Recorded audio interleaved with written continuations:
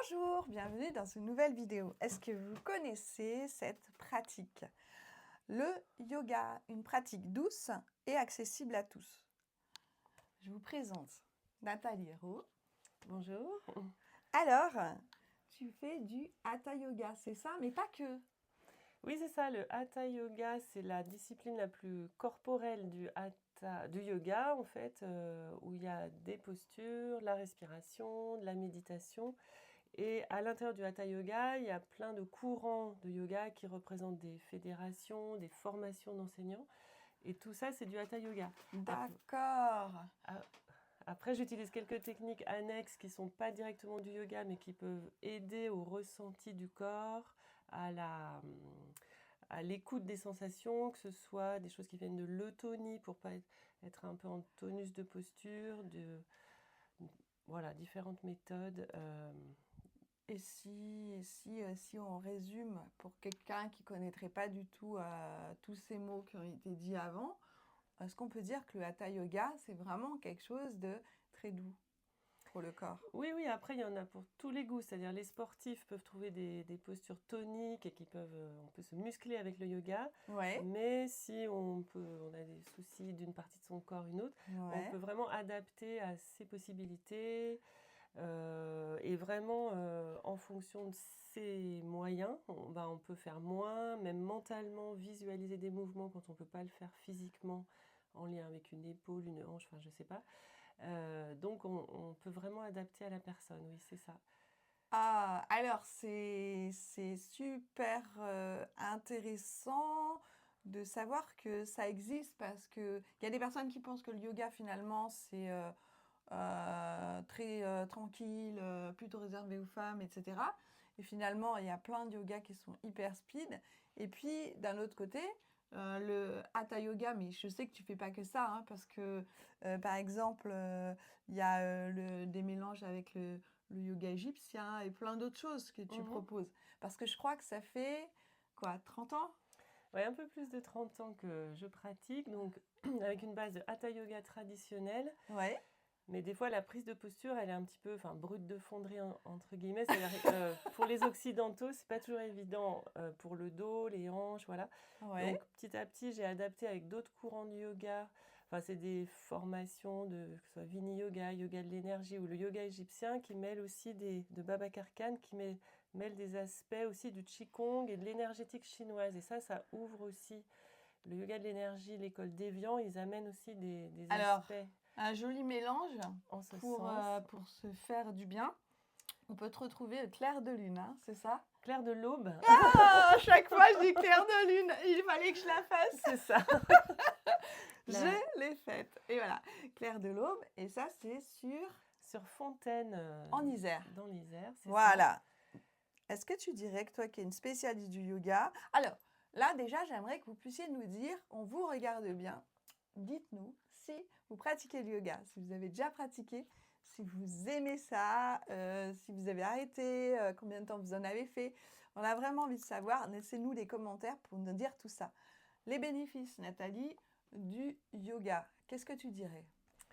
Pour ceux qui ne connaissent pas, parce que ceux qui connaissent... Oui, alors il y en a plein. Déjà, c'est en bougeant son corps en douceur. On apprend des fois ses limites. Des fois, dans le sport, on va au-delà de ses limites, on peut se faire mal. En yoga aussi, on peut se faire mal. Mais justement, j'essaie de dire, on va moins loin que ce qu'on peut faire souvent. Parce que des fois, on sent que ça grince un peu. Il peut y avoir une petite douleur. Donc, on va aller moins loin, ajuster. Donc, il y a déjà un bénéfice. On va étirer en douceur le corps. Mais on apporte beaucoup d'importance à la respiration. Donc, on va caler la respiration sur des mouvements, donc développer la conscience du mouvement. Et ça, c'est énorme pour aussi la vie courante, c'est-à-dire dans un mouvement de la vie courante, ils mettent plus d'attention, on casse moins de vaisselle, par exemple, ou d'autres choses. Plus être là à soi, plus connecté, relié à l'univers aussi, plus présent dans son quotidien, oui, parce qu'on fait bouger son corps. C'est oui, tous des bénéfices, en fait. Il y a l'aspect du corps, mais aussi en lien avec l'univers, comme tu dis. On se relie aux arbres, aux oiseaux, parce qu'il y a des postures en lien avec le monde animal, minéral, le soleil, la lune. Le soleil, la lune, voilà. oui. Donc, aller plus vaste que soi, parce que des fois on tourne en rond dans son mental. Eh bien, alors, si on tourne en rond dans son mental, je te propose un truc. Oui, Si on faisait une petite météo intérieure, tu m'as proposé ça, tu m'as dit on pourrait faire ça. oui, Ça te va? d'accord. Alors, ouais, d'abord la météo. Alors, la météo Alors, intérieure. vous vous posez 2 minutes, vous faites rien d'autre, vous éteignez tout à côté et vous profitez de ces petits tips qu'on fait pendant la vidéo. Il y en aura à la fin de la vidéo et on commence par la météo intérieure. Sans présenter plus que ça, on fait la météo. Ça te va? D'accord, oui, très bien. Alors ça vient des outils de la pleine conscience, des méthodes de méditation de pleine conscience qui donnent l'image de la météo pour observer comment on se sent. C'est-à-dire, on peut être en forme, fatigué. Alors, concrètement, on va au mais concret ça, à le ça vivre. peut être avec des images. Voilà. Si en nous, on se sent en pleine forme, on peut Ouais. dire il y a du soleil en moi, ciel bleu, c'est-à-dire tout va bien. Puis on peut avoir du ciel bleu, puis des fois un petit nuage de préoccupation, d'émotions qui circulent, mais avec l'aspect changeant de la météo. C'est-à-dire on n'est pas bloqué sur un état. Et ça, c'est important de le savoir, que quand ça ne va pas, ça va peut bouger. changer. Voilà. Ouais. Alors, là, j'aime bien parce qu'on en parlera plus concrètement après de tes fiches. Mais là, c'est à l'envers pour vous, mais il y a surprise, joie, tristesse, colère, peur, dégoût et autre chose. Il peut y avoir plein de choses.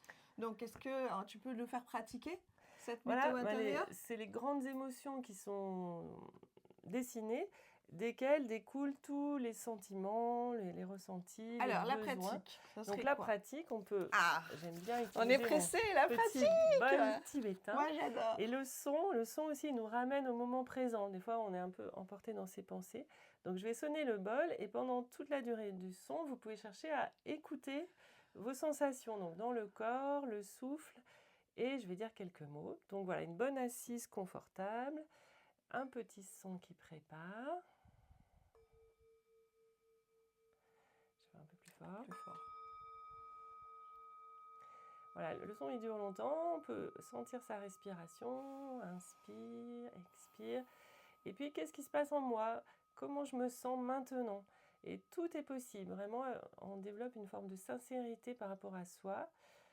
Est-ce que je suis en forme, fatiguée? Est-ce qu'il y a une coloration émotionnelle? Des fois, beaucoup de pensées. Et on accueille ça tel que c'est là, en se disant, ok, c'est ça maintenant. On développe aussi son amitié envers soi-même.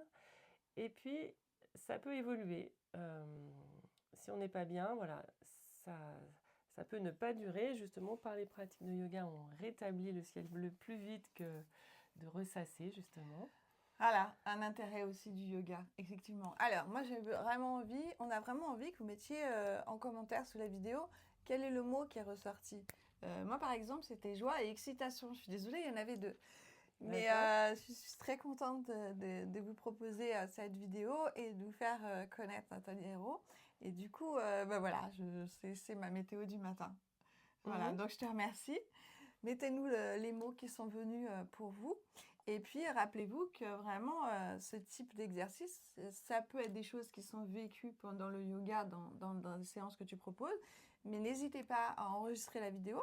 Comme ça, vous vous refaites régulièrement et la météo et le reste que vous allez voir à la fin de la vidéo pour vraiment vivre ces moments-là pour vous. Merci, c'est trop bien. Alors, et si je te dis voyage en yoga, qu'est-ce que tu me dis? Voyage en yoga, Qu'est-ce que tu nous dis? Eh bien, c'est c'est le fruit d'expérimentation personnelle de ce temps de yoga. Voilà, j'ai fait 3 livres. Donc, c'est 3 livres. Voyage en yoga 1, 2 et 3. 1, 2, 3, c'est comme ça dans l'ordre. Voilà, pour les enfants. Alors là, le premier, c'est pour les enfants petits et grands, c'est-à-dire qu'il y a des cartes, des livrets d'explications. Et c'est-à-dire que c'est imagé sans être niais. J'ai essayé que ça parle aux adultes. J'utilise régulièrement. Il y a des postures, des relaxations, des méditations. Et on peut écouter des audios de relaxation, méditation avec des aspects poétiques, voilà, mais qui peuvent parler à tous les âges. Alors, c'est pour les enfants, les adultes. Donc, vous avez bien compris, c'est simplifié pour que ce soit accessible à tous. C'est joli. On va en voir quelques-unes par la suite. On ne les montre pas tout de suite, ça va être la surprise. Vous aurez, sous la vidéo, vous aurez tous les renseignements si vous voulez les avoir. Ce qui est très bien, c'est que vous pouvez prendre les fiches régulièrement en choisir une, hop, et c'est une posture, c'est un moment avec soi et c'est super ludique. Euh, C'est euh, ça. Alors, on peut effectivement tirer un peu au sort les cartes et après, ce que j'appelais des voyages, un peu des séances détaillées avec un certain ordre. On peut les faire en entier sous un format d'1 heure, mais on n'a pas toujours ça sous ce temps-là chez soi ou en famille. Donc, on peut faire une petite sélection où j'ai essayé d'organiser une logique de posture, respiration. Donc, on peut se faire une partie du voyage, 15 minutes, 20 minutes. Ça, c'est voilà, au plus quotidien, facile à c'est juste trouver. Ouais. génial. Soit vous avez vraiment votre moment à vous, plus long, soit des petits moments. C'est comme, j'ai envie de dire, des petits tips en yoga. Paf, paf, paf, on choisit. Nathalie, on vivra ça tout à l'heure, vraiment concrètement. En attendant, je vous propose un petit quiz dont vous pouvez profiter. Vous posez des questions et si vous ne voulez pas avoir les réponses tout de suite de Nathalie, vous arrêtez la vidéo pour réfléchir et répondre de votre côté et après avoir la réponse. Alors, petit quiz. Tu es d'accord? Allez. Alors, elle ne connaît pas les questions, hein, rien n'est... Alors, on a préparé ce temps ensemble, mais tu ne connais pas du tout le contenu de l'interview. On est d'accord, Oui, hein? c'est Donc, ça. c'est la surprise pour vous, Nathalie, et moi un peu moins. Alors, comment choisir son prof de yoga? Alors, question intéressante. Alors moi, je conseille En souvent rapide, hein, aux parce gens que... d'aller tester plusieurs cours parce que c'est vrai qu'il y a à la fois, comme on disait, différents styles de yoga. Il y a la voix aussi de la personne qui est importante pour se laisser porter et le style de yoga. Donc, au premier cours, ne dites pas le yoga, c'est pas pour moi parce que il y a plein de gens qui pratiquent et il y en a aussi pour tous les goûts aujourd'hui. Punaise, je me suis dit ça, hein, mais j'avais 13 ans, ma mère m'avait traîné à un cours de yoga, ça a été l'enfer. Je me suis ennuyée comme pas deux et je me suis dit, le yoga, plus jamais. Et puis voilà, maintenant j'en fais et c'est juste génial. J'en fais avec toi, du reste. Et c'est très doux, très sympa. Et quand on a des problématiques, c'est super. Une autre quiz. Une autre question de quiz. Alors, l'âge minimum pour pratiquer, dis-nous tout. Minimum. Ouais. Alors, les femmes enceintes, il y a du yoga pour les femmes enceintes. C'est Ah bon? un super moment pour démarrer le yoga d'ailleurs, parce que c'est un moment où on se centre un peu plus sur son corps. Donc, c'est là qu'il n'y a pas d'âge, parce que le bébé en profite. Ah oui. Et dans la logique des cartes, moi, c'est vrai que j'ai développé ça avec mes enfants au départ. Donc, qu'est-ce qu'on peut faire avec un enfant? Donc, voilà, 18 Donc mois, l'âge 2 minimum, ans. c'est bébé et tout petit enfant. Là, dans les coffrets, je parle 3 ans et plus, parce qu'à 3 ans, c'est vrai qu'ils sentent bien leur corps. Et l'âge maximum? Pareil, il n'y en a pas. Sur son lit de mort jusqu'au dernier souffle, c'est une forme de pratique de yoga, le grand passage de la mort. Et en cela, il n'y a pas de posture nécessaire, en fait. D'accord. Les postures, ce sont des prétextes pour aller vers le calme intérieur, apaiser les pensées, donc l'aspect méditatif. Donc, il n'y a pas de limite d'âge. Oh, mais c'est cool. Est-ce qu'on peut pratiquer le yoga en entreprise? Alors ça, je sais un peu plus, mais à l'école. Oui, alors il y a des enseignants qui introduisent des petits outils parce que, voilà, de centrage pour tous les problèmes d'attention qu'il y a aujourd'hui, que ce soit les enfants ou les adultes. Donc voilà, respirer par exemple avec un son, toute la classe peut se centrer, l'enseignant avec en bénéficie.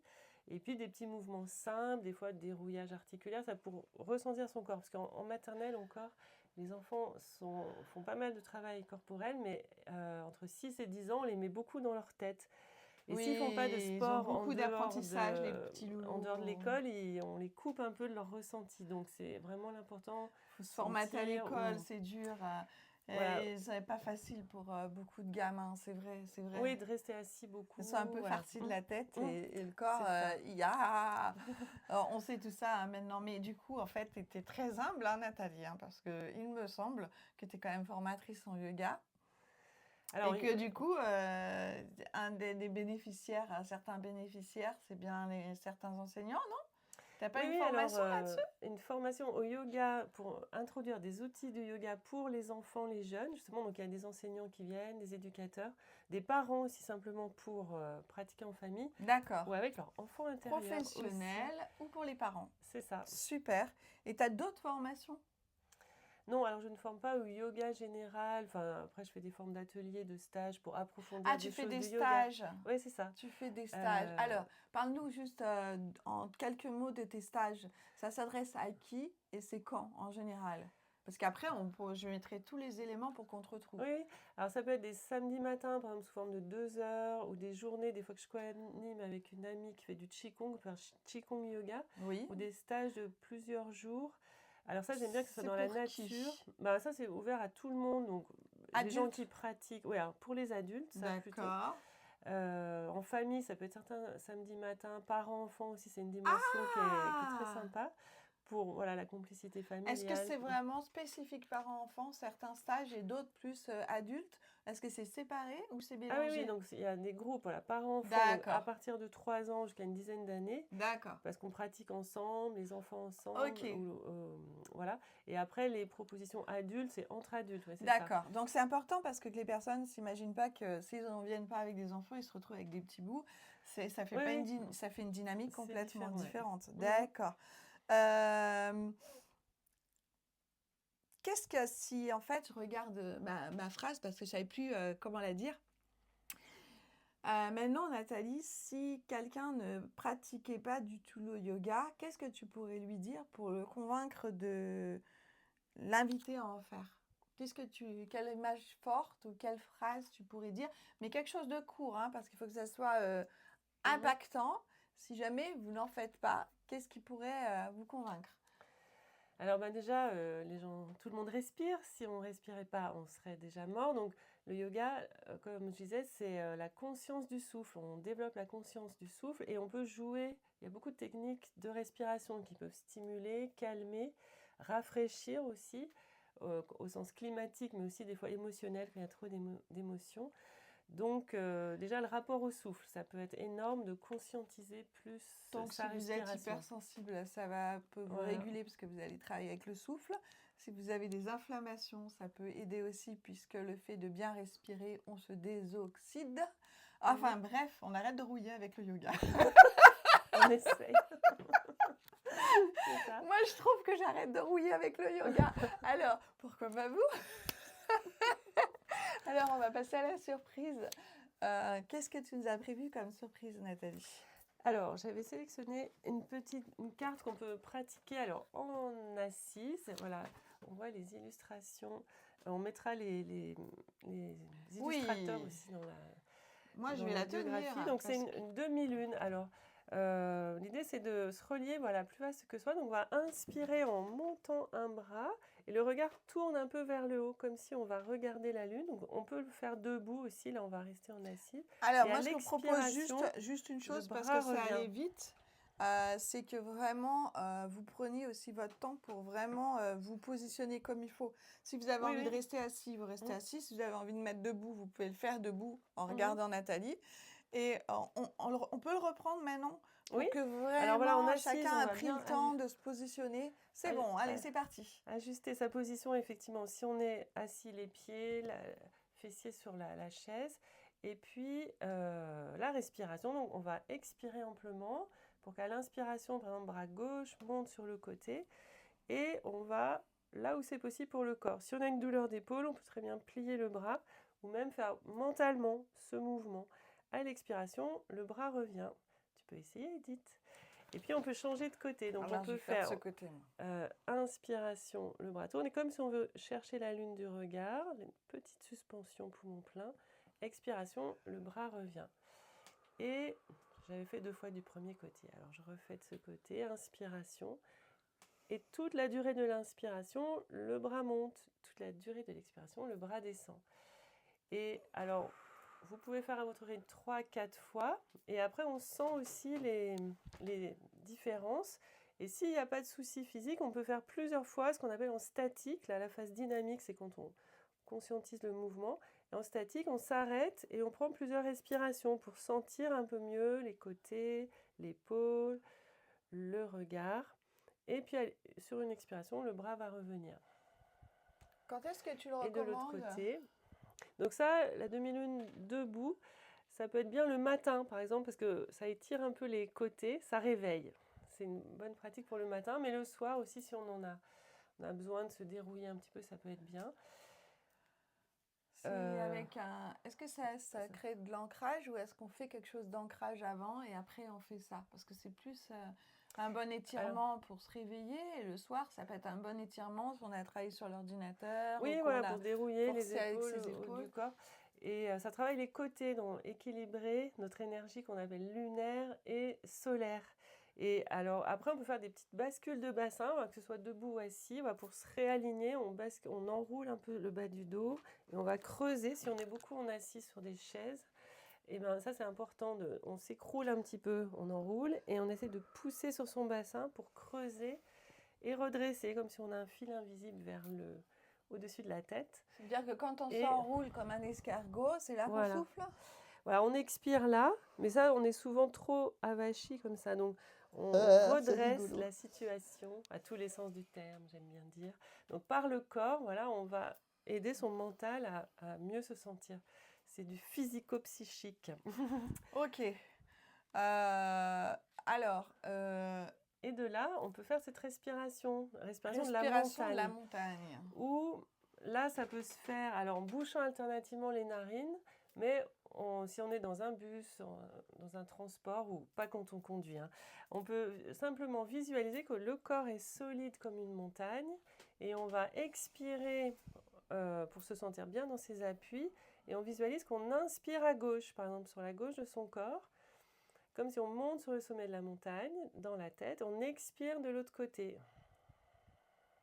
On va remonter du même côté, inspire, comme si on voulait humer un parfum. Donc des fois on sent que ça active une narine, puis l'autre, et on expire de l'autre. Bon, moi, je crois que je ne le ferai pas dans les transports en commun.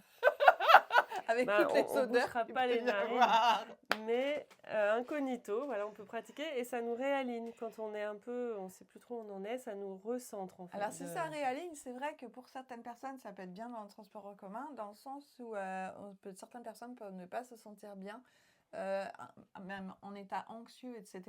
Et à ce moment-là, au-delà de ce que je disais en plaisantant, parce que voilà, il y a beaucoup d'hypersensibles, ils vont pouvoir le pratiquer ou pas, ça va dépendre de chacun.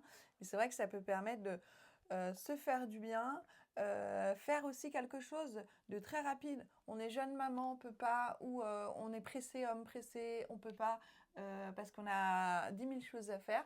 Ce moment-là, personne ne voit rien et c'est votre moment. Oui, exactement. Ou debout, voilà, on appuie un peu plus sur une jambe et l'autre, et on se rassemble, on se met dans sa bulle. Voilà. Et qu'est-ce que tu utilises comme instrument pour la fin de tes séances, Nathalie? Ah oui, alors j'ai aussi le petit carillon qui à la fois détend, les gens s'endorment des fois, mais ça peut aussi réveiller un petit peu. Eh bien, c'est les notes de la fin. Voilà. Je te remercie, Nathalie. J'espère que ça vous a plu. Voilà, merci à tous. Bonne pratique. Et puis, vous pouvez trouver Nathalie sur sa chaîne YouTube. À quoi? Sur Yoga Enfant Ado Adulte, elle s'appelle, un nom comme ça, avec mon nom. Je on vous mettrai retrouve tout ça ici. sous la vidéo. Eh bien, je vous dis prenez soin de vous. Et puis, n'hésitez pas à partager avec vos amis, avec vos connaissances qui peuvent avoir envie de faire un petit moment juste cocooning. À bientôt. Salut. Au revoir, merci.